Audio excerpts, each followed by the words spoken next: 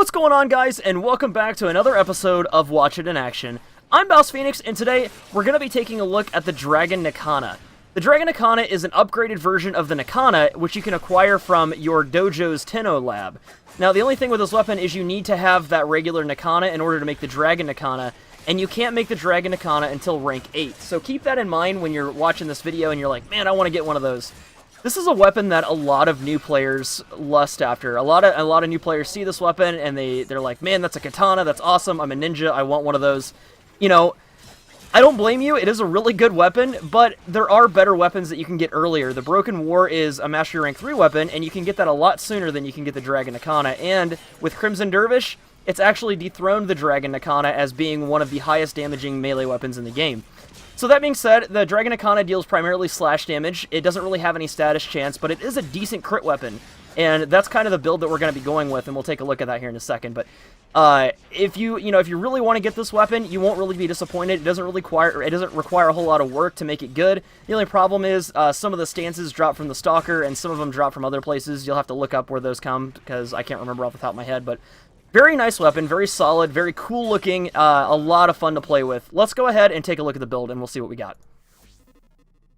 Okay, so up here we notice we're not using any Forma for this, which is really nice. A lot of melee weapons don't require Forma because of how cheap their mods are. Also, the fact that they get these stance mods too, which increase their capacity for different mods and stuff. So that's really nice. This one also comes with 2 polarity slots already on it. You got a Y pull and a D pull.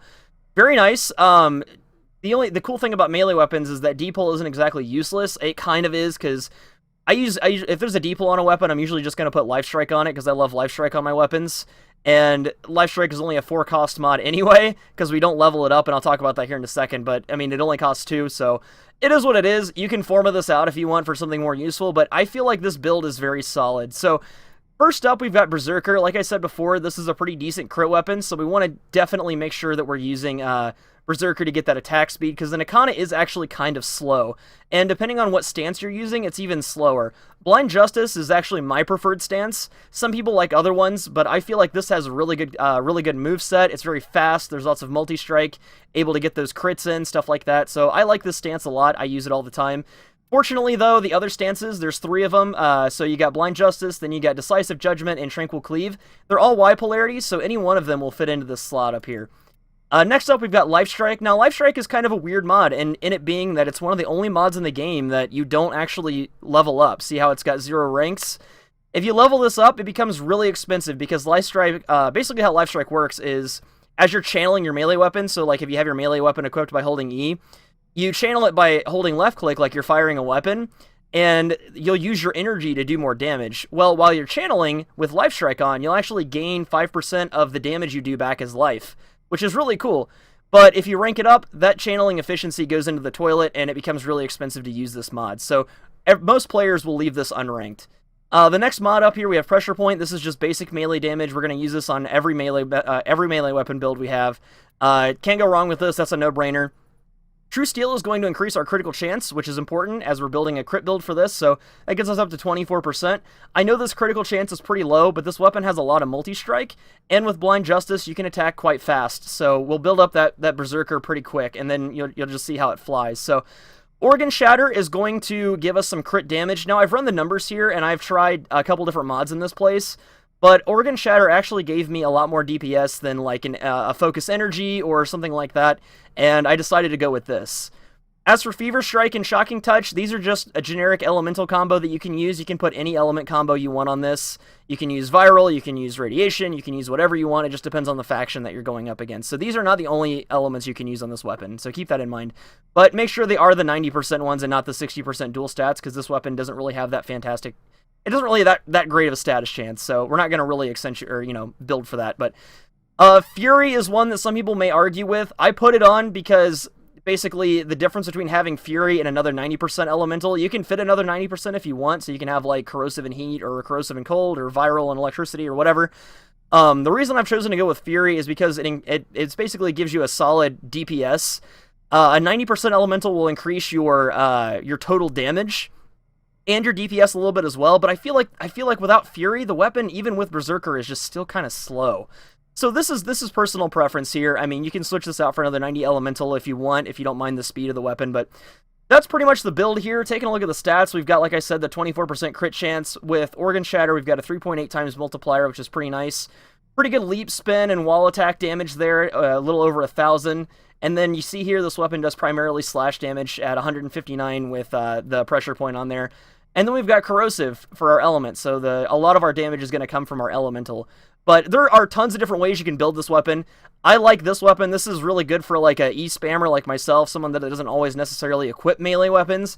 But if you do decide to equip this, you're not going to be disappointed. This build is going to work just fine for you. So that being said, let's take it out to the range. Let's test it on some dudes and see how we do here. I'm going to use some enemies that are weak to slash. So we're going to try Corrupted Ancients. Now, these guys have incredibly high health. They don't really have any armor or anything like that, but they have ridiculous amounts of health, and they're actually pretty dangerous. So I'm only going to use a few of them here because we're using Ash, and he's a little on the squishy side, and I just want to demonstrate to you how this weapon, works. So jumping down here, we're going to go ahead and just like start wailing on these guys. There we go. I'm actually going to drop a smoke bomb. There we go. Keep me alive a little bit longer. This weapon also, with the stance I'm using, also has a really nice right-click combo that does a slam attack and kind of sends enemies flying. So you get a little bit extra crowd control in there, which is really nice. And then if you start taking a little bit of damage, you just channel and get that life strike in there, get your health back. And you see, I mean, those are level 90 Corrupted Ancients. I mean, we tore right through them. They didn't really stand much of a chance against us. Now, like I said, the Broken War is a little bit more powerful than this weapon, but, I mean, dude, this thing is so much fun to use. I love the Dragon Nikana. I love the way it looks. I love the moveset for the stance mods and stuff like that, and it's just an all-around pretty awesome weapon.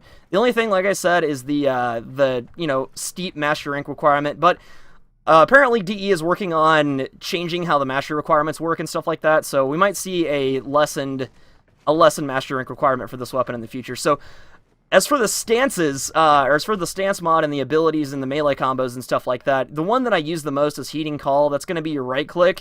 Essentially, all you do to execute that is you just hold down your right click button and you start spamming E, and you get this attack here. It's got kind of a little bit of a gap closer, which is super nice. I mean, and it's got the ground slam that you saw throw enemies in the air and stuff like that. And then you've also got your E spam. And this stance pretty much emphasizes those backhand strikes, so he's using that weapon backhanded. The cool thing too is like when you equip the other stance mods, it's going to change the way you use the weapon, which is really nice. So play with some of those, see what you like about them. It's all player preference. Some of the stances other people like better than the others, but that one's my favorite. And as for the build, I mean, this is pretty much a general build. It's good for E-spam. It's good for taking out and using just as a melee weapon only, but play with some stuff, see what you guys like. As always, thank you so much for watching. You can check out a full description and picture of this build on BouseFeenux.com, and I'll link that down in the description. But you guys are awesome. Love you so much. Have a good one, and thanks for watching.